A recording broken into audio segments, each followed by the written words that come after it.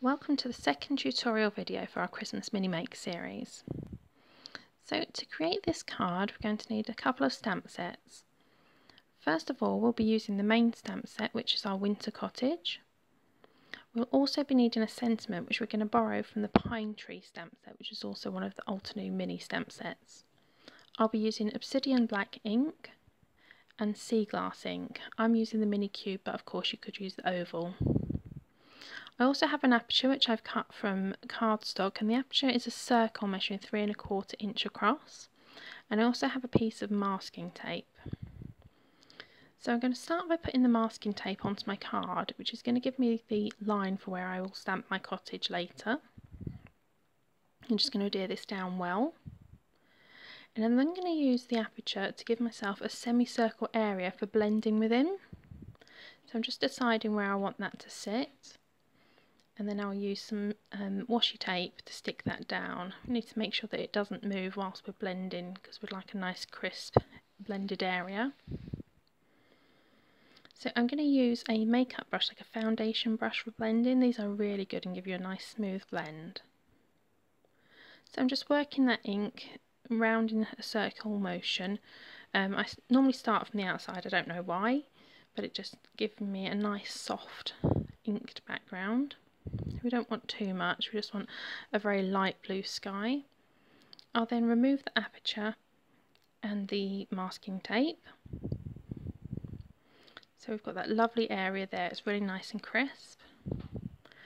And I'll then add the winter cottage onto the acrylic block. The acrylic block is one of Altenew's 2 by 3 inch blocks. It's the perfect size for this stamp. And then using the obsidian black to ink up the stamp. And I'm going to line up the cottage so that the base of the cottage and the fence is just on the blue line and the donkey sits below it. Again, I'm working on the Altenew stamping mat to provide myself with some cushioning. So in the background here I've got some little ink splatters. It's a bit difficult to see on camera, but I'll give you a close-up later.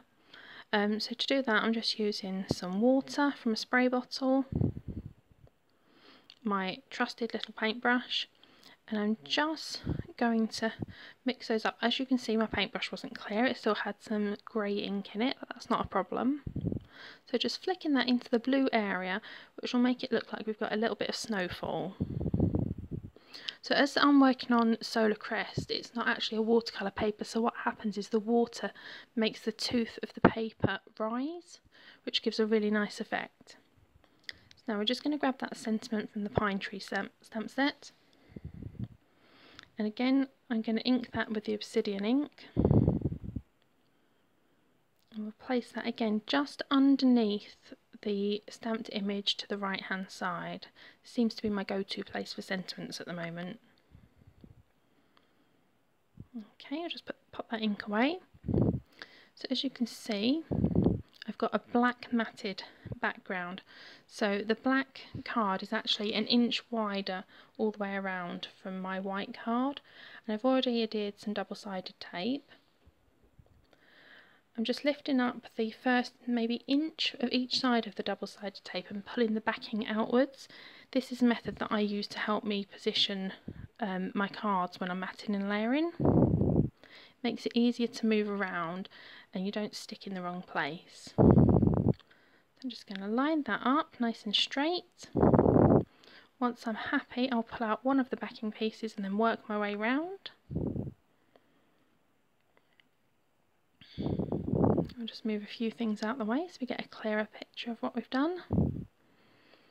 Okay, so there we have it, our finished card and the sample card.